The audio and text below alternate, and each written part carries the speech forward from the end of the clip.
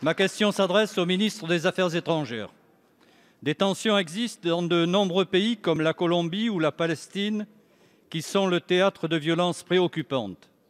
Mais je souhaiterais revenir sur la situation en Birmanie. Comme vous le savez, depuis les arrestations brutales d'Aung San Suu Kyi et du président Win Myint et le coup d'État militaire du 1er février dernier, l'état d'urgence a été proclamé pour 1 an et des généraux placés aux principaux postes. Après mes questions en séance publique le 2 février et en commission le 2 mars, la situation birmane ne s'est pas arrangée. La junte continue ses exactions, les personnalités détenues le sont toujours et les manifestations populaires sont réprimées avec de plus en plus de violence. Vous avez été informé que des députés ayant réussi à échapper aux arrestations ont constitué un gouvernement en exil, incluant pour la première fois des représentants de toutes les ethnies du pays. Ce gouvernement constitue pour les citoyens birmans un immense espoir dans un contexte éprouvant. Au-delà d'un pays qui tourne au ralenti, au-delà d'une armée qui reste soudée et puissante, l'engagement d'hommes et de femmes de tous les horizons constitue un progrès encourageant. Car c'est bien l'inclusivité qui caractérise ce gouvernement. Sa composition même envoie un message positif et constitue indéniablement une avancée vers la résolution des problèmes qui minent la Birmanie depuis des décennies.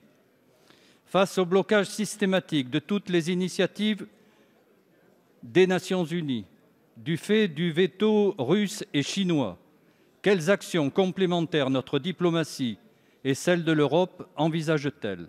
Et surtout, est-ce que la reconnaissance de ce gouvernement d'unité nationale est à l'ordre du jour, comme cela serait envisagé par les diplomaties américaines et britanniques? Merci, cher collègue. La parole est à Monsieur Jean-Baptiste Lemoyne, secrétaire d'État auprès du ministre de l'Europe et des Affaires étrangères. Merci beaucoup, Monsieur le Président, Mesdames et Messieurs les députés, Monsieur le député Alain David. 100 jours, cela fait aujourd'hui 100 jours exactement que le coup d'État effectivement s'est déroulé en Birmanie et fait régner un régime de terreur, 780 morts, 3800 détenus, dont le président de la République, dont la conseillère d'État Aung San Suu Kyi. Et je veux dire à ce moment-là également tout le courage que nous inspirent jeunes et moins jeunes qui, dans la rue, en Birmanie, montrent leur attachement au régime démocratique et à ses libertés démocratiques. Et face à cette situation, nous avons pu compter d'ailleurs sur tout l'appui du groupe d'études, du groupe d'amitié que vous présidez ici. Nous avons naturellement impulsé au niveau européen un certain nombre de sanctions. Premier train de sanctions dès le mois de mars, deuxième train de sanctions dès le mois d'avril et qui visait au-delà d'individus impliqués également des conglomérats. C'est important, il faut frapper au portefeuille pour être efficace. Et nous avons suspendu naturellement toute aide budgétaire aux programmes gouvernementaux. Nous ne maintenons que l'action humanitaire pour venir en soutien à cette société civile qui se bat courageusement. Alors, face à cela, il faut également essayer d'avancer sur la voie politique. Au sein de l'ASEAN, un certain nombre de pas ont pu être effectués, un dialogue a pu s'enclencher, mais maintenant il faut une médiation réelle, une médiation aussi qui implique du coup l'Assemblée de l'Union que vous évoquez, qui implique le CPRH.